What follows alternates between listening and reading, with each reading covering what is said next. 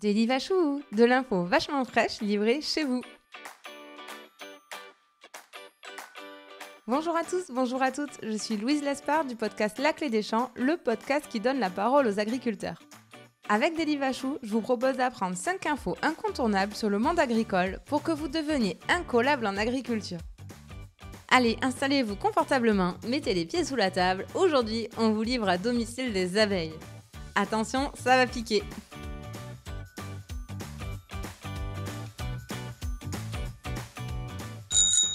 Première info, dans la ruche, la colonie d'abeilles est essentiellement composée de femelles. On a les ouvrières, ce sont celles qui font tout le travail dans la ruche, nous y reviendrons après. Et puis on a la reine, celle qui a donné naissance à toutes les abeilles de la ruche. Elle est en charge de la survie de la colonie en assurant leur reproduction. Elle sort une seule fois dans sa vie pour s'accoupler avec une dizaine de mâles. Elle peut alors stocker plus de 700 000 spermatozoïdes qui resteront vivants en elle pendant 4 ou 5 ans. Cela lui permet de produire jusqu'à 2000 œufs par jour en été. Deuxième info, il y a aussi des mâles dans les ruches. On les appelle les faux bourdons. Issus d'œufs non fécondés, ils sont dépourvus de dard. Du coup, leur utilité est moindre puisqu'ils sont incapables de butiner et donc de ramener à manger à la ruche. Leur rôle se limite donc à féconder la reine. Les abeilles femelles n'ont pas envie de s'embarrasser avec ces garçons qu'il faut nourrir inutilement et ils sont donc régulièrement chassés et meurent de faim ou de froid. Vu qu'ils n'ont pas de dard, les mâles ne peuvent pas nous piquer, donc quand vous avez le malheur de l'être, la responsable ne peut être qu'une femelle. Troisième info, les ouvrières ont un rôle bien défini à chaque stade de leur vie. Au début, elles sont nourrices. Elles alimentent les larves avec de la gelée royale qu'elles fabriquent elles-mêmes. Les larves sont nourries avec cette gelée pendant les 3 premiers jours de leur vie. Ensuite, elles sont nourries avec une bouillie faite de pollen et de nectar. Si la reine disparaît, il faut la remplacer très vite. Le régime de gelée royale va alors être offert aux larves pendant 10 jours. C'est le signal pour que les larves se développent en reines.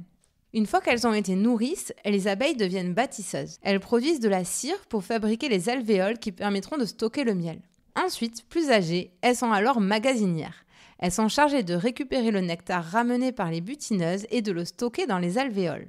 Elles enchaînent ensuite avec le rôle de gardienne. Véritable vigile à l'entrée de la ruche, elles contrôlent l'identité des abeilles et défendent la colonie de l'envahissement de ses ennemis. Et une fois qu'elles ont joué tous les rôles de la ruche et qu'elles ont de l'expérience, elles deviennent butineuses.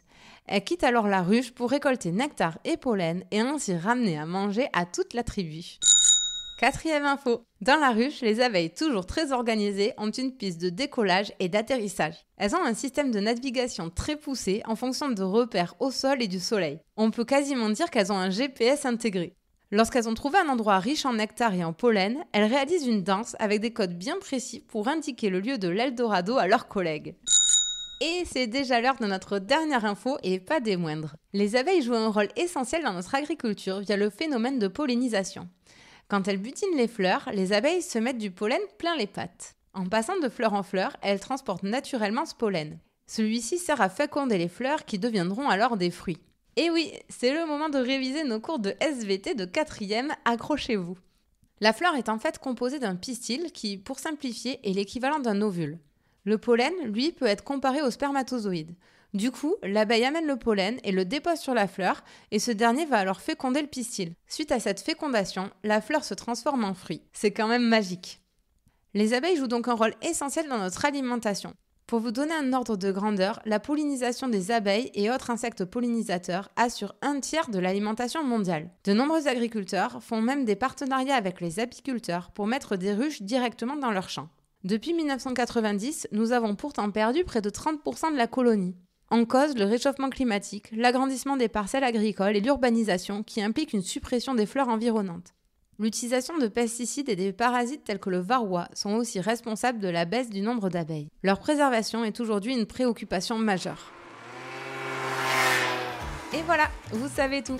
Rendez-vous très bientôt pour un nouveau Daily Vachou, de l'info vachement fraîche livrée chez vous. Mais avant de vous quitter, si vous travaillez de près ou de loin avec les agriculteurs, l'information suivante va vous intéresser. La Clé des Champs propose désormais des formations pour les entreprises et leurs collaborateurs. L'objectif ? Vous permettre de mieux connaître les réalités quotidiennes du métier d'agriculteur et les conditions de production de notre alimentation.